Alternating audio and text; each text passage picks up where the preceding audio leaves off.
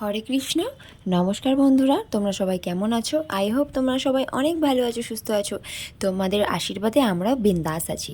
আমার ছেলে ঘুম থেকে উঠে গেছে, আর সবাই যেহেতু ঘুম থেকে উঠে গেছে তাই ঘরগুলো একটু গুছিয়ে নিয়ে আমি আমার আজকের ব্লগটা স্টার্ট করে নিলাম।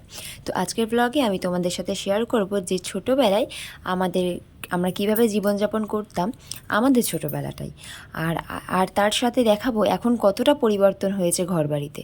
তো বন্ধুরা, প্রথমেই দেখিয়ে দিই, এটা আমাদের ঘর। সামনে একটা রক রয়েছে। এই রকে না মা ছোটোবেলায় বাসন উপর করে রেখে দিত, বাসন মাজার পরে জল যেমন এখন রয়েছে এরকম জল থাকতো। আমরা বিকেলবেলা করে বসে খেলা করতাম, মা, বড় মা, বাবা, জেঠু সবাই গল্প করতো। খুব সুন্দর ছিল এরকম। মানে আমরা মা বড় মা আলাদা খাই, কিন্তু আলাদা হওয়ার সত্ত্বেও আমরা কখনো বুঝতে পারি না যে আমরা মা বড় মা আমাদের আলাদা হারি। সবসময় আমরা একসাথে থাকি, সবার আশীর্বাদে যেন একসাথেই থাকতে পারি, কারণ এই একসাথে না থাকাটাকে আমরা খুব মিস করি। আর এদিকে দেখতে পাচ্ছ, এটা আমার বড় মাদের ঘর, মানে আমার বড় জেঠুর ঘর। বড় জেঠুর ঘর উপর তলাটা আমার দাদা থাকে, আর নিচতলাটা মানে একতলাটাই আমার বড় মা আর জেঠু থাকে। তো এটা কিন্তু অনেক বছরের, উপরতলাটা কিছু বছর আগে করা, আর আমাদের ঘরটা অনেক বছরের, প্রায় 60-70 বছরের। আর আমার ছেলে যেহেতু ভিডিও করছি তাই রাস্তায় দাঁড়িয়ে আছে, ওকে আমি বলেছি রাস্তায় দাঁড়া, রাস্তায় ভিডিও করব। আমি এবার রক পার হয়ে বারান্দা থেকে ঘরে ঢুকছি। ঘরে ঢুকে তোমাদেরকে দেখাচ্ছি, এখানে যে বিছানাটা দেখছো, আগে এই বিছানাটা ছিল আমাদের। আমরা ছোটোবেলা থেকে এখানে একটা বিছানা ছিল। আর আমাদের এই ঘরের জানলাগুলো বন্ধুরা, যেহেতু 70 বছরের কাছাকাছি এই ঘরটার বয়স, জানলাগুলোও 70 বছরের মতোই, মানে পুরনো পুরনো।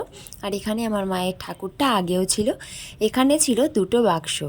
আগে কিন্তু বাক্সর মধ্যে জামা কাপড় রাখা হতো, আর উপরে হচ্ছে লক্ষ্মীর হাঁড়ি তোলা রয়েছে। এখন এটা রয়েছে স্টিলের আলনা। আগে আলনাটায় যেখানে আমরা জামা কাপড় রাখছি এটা পুরো কাঠের ছিল, স্টিলেরটা রিসেন্ট কয়েক বছর হলো এসছে। আর এই সাইডে দেখতে পেলে তোমরা বিছানাটা ছিল। বিছানাটা এখন যেমন একটা চৌকি আছে, আগে একটা খাট ছিল, আমার মায়ের বিয়ের খাট। আর এখানে এই তাকটা ছিল, এই তাকে বিভিন্ন ধরনের জিনিস ছিল। আর এখানে ছিল একটা আমার মায়ের সেলাই মেশিন, যেটা আমার মাকে আমার দিদা দিয়েছে। তারপরেও আমার বাবা আমার মাকে দুটো সেলাই মেশিন কিনে দিয়েছে। ওই সেলাই মেশিনগুলোকে আমরা খুব ভালোবাসি, কারণ ওগুলোতে আমাদের অনেক কাজ হয়। আর এই যে চেয়ারটা তোমরা দেখতে পাচ্ছ, এই চেয়ারটাও কিন্তু আমার দাদুর আমলের চেয়ার। কত সুন্দর না, কাঠের চেয়ার। বাবা তাও নষ্ট হতে দেয়নি, চেয়ারগুলোকে কোনো জায়গায় বেঁধে, কোনো জায়গায় পিন দিয়ে, একটা পেরেক দিয়ে ঠুকে ঠিক করেছে, এভাবে ঠিক করে রেখেছে।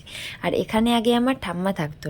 বড় মিস করি ঠাম্মাকে, কারণ ঠাম্মার কাছে আমি থাকতাম, ঠাম্মার সুবিধা অসুবিধা সবটা আমি দেখেছি। ঠাম্মা যখন অসুস্থ ছিল আমি ঠাম্মার সেবা যত্ন করেছি, সব করেছি। এগুলো আমি বড্ড মিস করি। এখানে কোনো দরজা ছিল না, যেখান দিয়ে আমি এখন আসছি, পরে এটা দরজা করা হয়েছে। এটা ছিল আমাদের গরুর ঘর, মানে গোয়াল ঘর। সেটাকে ভেঙে বাবা পরে একটা টিন দিয়ে ঘর করেছে, কারণ দুটো মেয়ে জামাই আছে, ছেলে আছে, সবাইকে নিয়ে তো একটা ঘরে থাকা অতটাও পসিবল না, সেই জন্য বাবা একটা ঘর করেছে। আর এই ঘরটা আমাদের বিয়ের কিছুদিন পরেই হয়েছে। আমার ঠাম্মা মারা যাওয়ার কিছুদিন পর আমরা বিয়ে করেছি, তার কিছুদিন পর এই ঘরটা হয়েছে। এই যে তোমরা শোকেস দেখছো, এই যে ডাইনিং টেবিল দেখছো, ফ্রিজ দেখলে, ছোট্ট একটা মিনি কুলার দেখলে, এগুলো কিছুই আমরা ছোটোবেলাতে পাইনি। এগুলো এখন কিছুদিন আগে আমার বাবা বানিয়েছে। আর এখানে দেখছো একটা ফাঁকা ঘর করার মতো জায়গা রয়েছে। এই ঘর করার মতো জায়গাটাই কিন্তু আমাদের একটা ঘর ছিল একটা সময়। এই এখানে টালির ঘরটা ছিল যখন, তখন টালির ঘরের উপরে শিলাবৃষ্টিতে 315টা টালি দিয়ে এই ঘরটা ছিল। 300টা টালি পুরো নষ্ট হয়ে গিয়েছিল, আর 15টা টালি একদম ভালো ছিল, তাও একটু একটু ফেটে গেছিলো। তারপরেও উপরে প্লাস্টিক টাঙানো ছিল। জ্যৈষ্ঠ মাসের পাকা গরমে আমাদের ঘরে কারেন্ট ছিল না। কারেন্ট এসেছে তো এই কিছু বছর, আমরা সারা ছোটোবেলাটা পুরোটা বিনা কারেন্টে কাটিয়েছি। জেঠুর ঘর থেকে একটা লাইন নিয়ে শুধুমাত্র একটা লাইট জ্বলতো। আমাদের কোনো আফসোস নেই, আমরা যে এত অভাবে কাটিয়েছি, কখনো কিছু খেতে পেয়েছি, কখনো খেতে পাইনি।